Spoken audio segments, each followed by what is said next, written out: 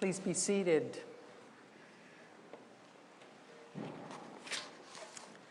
And what a pleasure it is to be here on this occasion, the occasion of many confirmations, and to see all of your faces here in this really wonderful space. They left their nets immediately, left their boat, left their father, left their community immediately, and followed him. So says our passage from Matthew. There are moments in our lives when something crystallizes and we take immediate action. A college student, after years of preparation for one vocation, realizes in a flash that she wants to do something entirely different with her life. May have happened to you. A man, after years of dating a woman, realizes in a moment that he's ready to pop the question. A person with an addiction, after years of suffering, sometimes known to people, sometimes unknown to people, realizes all at once that it's time to get help.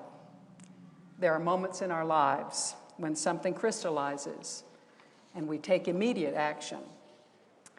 But in all of the examples I just mentioned, I at least hinted or said directly something that was leading up to that moment of crystallization and action. Something prepares the way, whether that's a kind of long experience, a time of reflection, or some powerful feeling. Something leads up to this immediately taking a new direction. Which is, of course, why it's befuddling and challenging to hear the story of the call of Peter and Andrew and James and John in our gospel for today, in Matthew's account. For their moment of crystallization and immediate action seems to come with no preparation whatsoever, and the immediate action they take seems to mean that they abandon everything else, jobs, family. Remember, it says they left their father, their family, and their communities in the process. So without any warning, Jesus says, "Follow me," and off they go. Is this what following Jesus is all about for us? Is it about a sudden redirection and a sudden abandonment of everyone and everything we've known? To get at this question, I think it's important first to just understand a little more about two things. One, what it was like to be a fisherman in these days, then what it was like to be a disciple. These might help us understand a little better what's going on. First, what was the life of a fisherman all about? Now, we've seen all the movies, haven't we? We've seen depictions of this in the various biblical movies, and they're not far off, actually. For this, of course, was the job in this story that Peter and Andrew and James and John were putting behind them.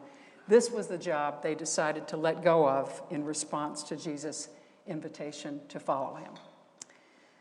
So what we know about fishermen in ancient times, some of what we know is this. Fishermen might have had some money, some economic resources, but their social position in the grand scheme of things was very low.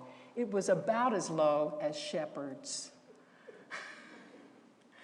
Some writers of the time, in fact, ranked fishermen as they kind of went through the social order. Fishermen were at the very bottom of that social order, meaning that at the time they would have been regarded by others as ne'er-do-wells. They couldn't do anything else, as ruffians because of the kind of life they led, and in some cases as thieves. They were not to be trusted, just like shepherds. Shepherds were spoken of the same way. But in addition to this, and this is a really important point, fishermen were people whom the rich or whom the richer often took advantage of.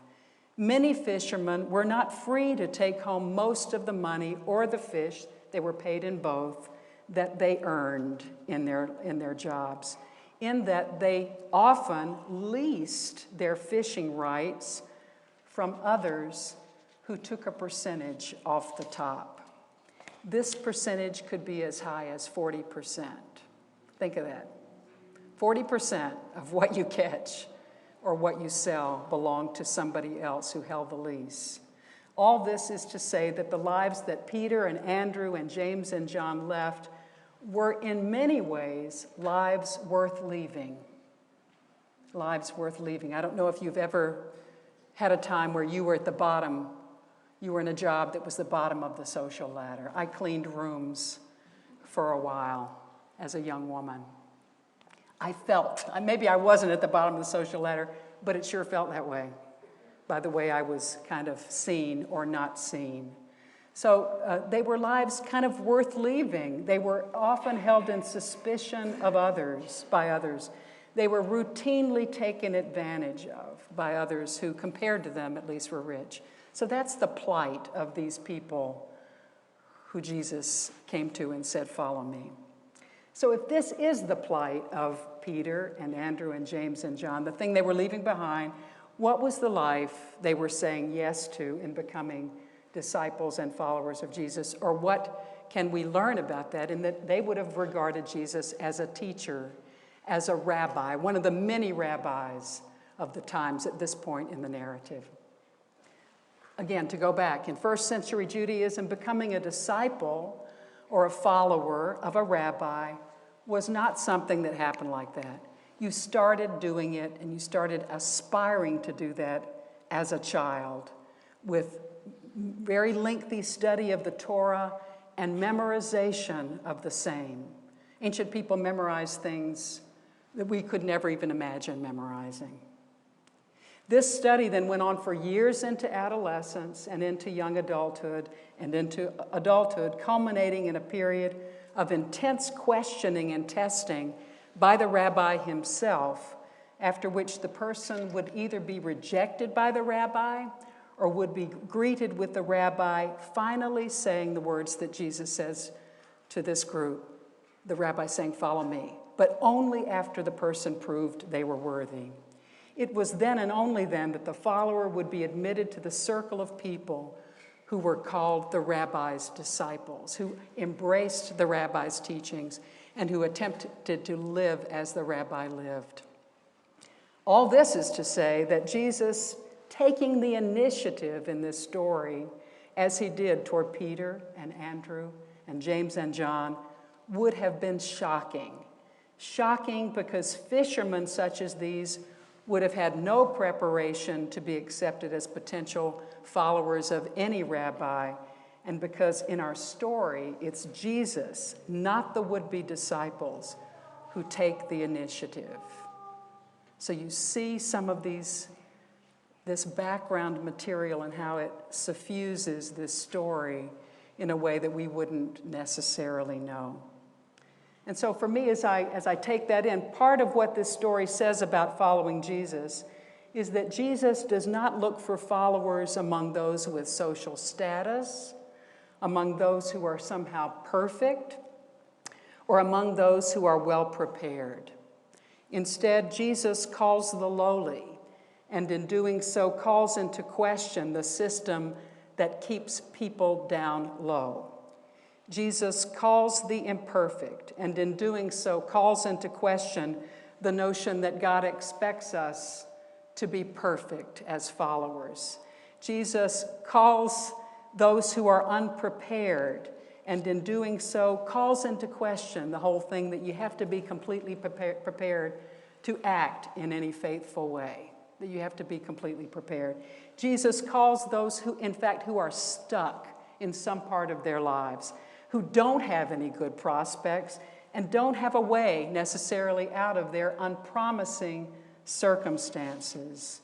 In our story, Jesus calls these as followers, not sometime in the future when they'll be more perfect, when they'll be more prepared, when they will have worked their way out of their difficult circumstance. No, Jesus calls them now, asking them in that, and I'm not even sure they know what they're saying yes to, asking them to come into a different understanding of their worth, what they're worthy of, and to act out of a new understanding of their worth and of other people's worth, And while it would be easy to think that our gospel story is telling us that to follow Jesus means that we have to leave everything and everyone behind, some of us might want to do that, I believe the deeper message of the story for us is this: we do not have to leave home and family and job and community behind to follow Jesus.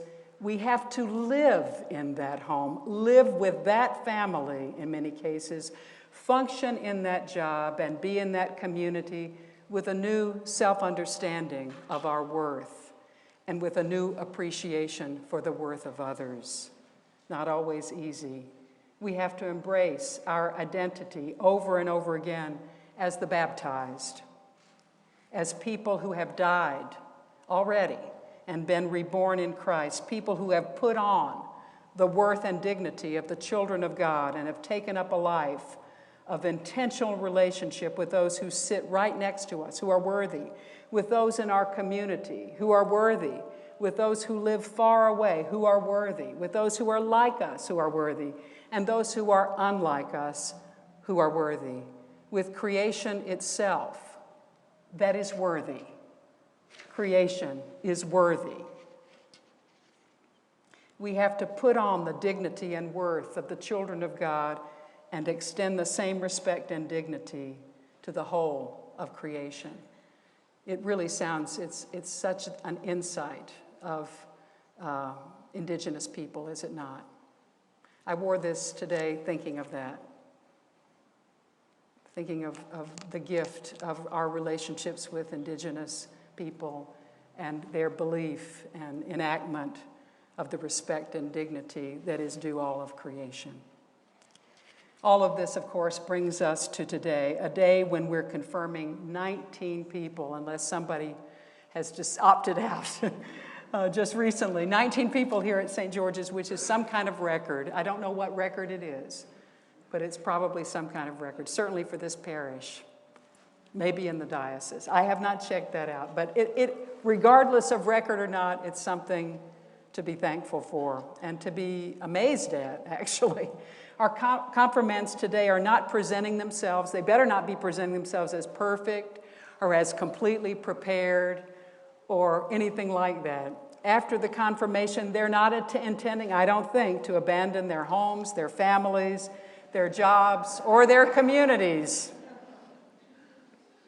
Some people do receive a call that way, not most of us. Rather, as they affirm their baptismal vows, and they will in this liturgy, they're committing to doing their best to live the life they have already been living with a renewed self-understanding of their dignity and worth and a renewed intention to extend that in some way to others, to treat others, as our covenant says, with respect and dignity, to work for justice and peace, to be good news rather than bad news in their lives, to protect the earth, to support each other in their life together. So David was telling me about our front lines over there, where people have placed where they are on a Monday after they leave here on a Sunday, where their front lines of their Christian faith are. So our confirmation candidates are saying, that's what we're going to take to those places.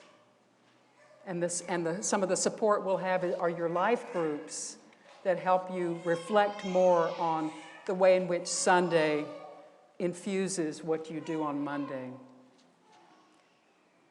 But of course, our confirmands don't have to do this alone. For all of us are participating in this confirmation. All of us have a chance to recommit ourselves to following Jesus by kind of taking a page out of Peter and Andrew and James and John's book imaginatively. We have a chance to imagine ourselves in the middle of some of the things we do all the time, Monday through Sunday. Imagine ourselves at work. Imagine ourselves parenting or being a spouse or a friend. Imagine ourselves in the community. We have the chance to imagine what we're in the middle of in any of those things, when all at once the Lord of life surprises us and invites us, takes the initiative, invites us to follow him right then and there. We have a chance to imagine the difference it might mean to us to say yes to that invitation and to make our way in a different way, in the roles we already have. in the way we parent or act as a spouse or a friend, in the way we live or move in the community, in the way we work. Today, know this: the Lord of life is here and is calling us all, not just the confirmands, not just the children, not just the clergy. Today, know this: the Lord of life is here and is calling us all. We do not need to be perfect. You do not need to be perfect. We do not need to be more prepared. We do not even need to be socially acceptable. All we need to be is hungry for a world of greater respect and dignity, and willing to do our part as the baptized to bring that world into being, all with God's help. So let today be the day that something crystallizes for you, that you're given a new self-understanding of your dignity and worth, and that you're inspired to bring that very spirit to the world. Let today be a new day in which you choose, not even knowing what it means, to follow him.